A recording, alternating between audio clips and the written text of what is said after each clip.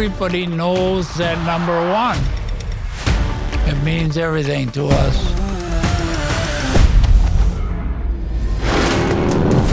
It's more than a number.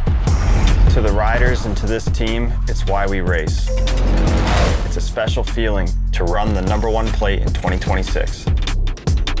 There's a legacy with Harley-Davidson racing, and you're a part of that when you wear the orange and black. You're representing all the racers who wore that bar and shield before you. It takes everyone doing their part, pushing towards the same goal. That's what it took to become champions. You continue to do that and you become legends. They're a rare breed. And when they sit on that line with those motors running, I'm right there behind them. Always will be. Go fast.